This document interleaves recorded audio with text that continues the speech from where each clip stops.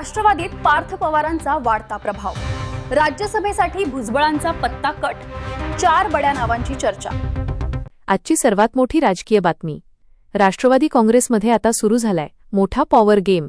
राज्यसभेच्या जागेवरून पक्षात नवे समीकरण तयार होताना दिसत आहेत आणि चर्चेच्या केंद्रस्थानी आहेत। महाराष्ट्रातील रिक्त राज्यसभा जागांसाठी महायुतीमध्ये जोरदार हालचाली सुरू आहेत। विशेष म्हणजे यांच्या राष्ट्रवादी काँग्रेसमध्ये आता नवीन नेतृत्व पुढे येत असल्याची चर्चा रंगली आहे। बारामती पोटनिवडणुकीनंतर यांनी राज्यसभा सदस्यत्वाचा राजीनामा दिला होता।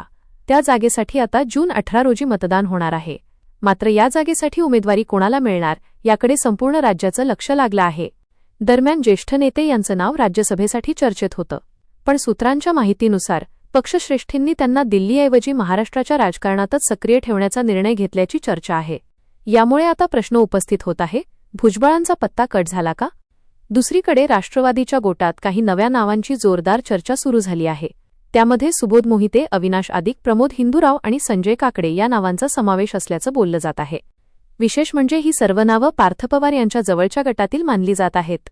त्यामुळे पक्षात पार्थ पवारांचं वाढतं वर्चस्व आता स्पष्ट दिसू लागलं आहे। राजकीय वर्तुळात अशीही चर्चा आहे की राष्ट्रवादी फुटीनंतर पक्ष संघटना मजबूत करण्यासाठी पार्थ पवार सक्रिय झाले आहेत। दिल्लीतील संपर्क, संघटनात्मक समन्वय आणि तरुण नेतृत्वाला पुढे आणण्याची रणनीती यामुळे त्यांचा प्रभाव वाढत असल्याचं बोललं जात आहे।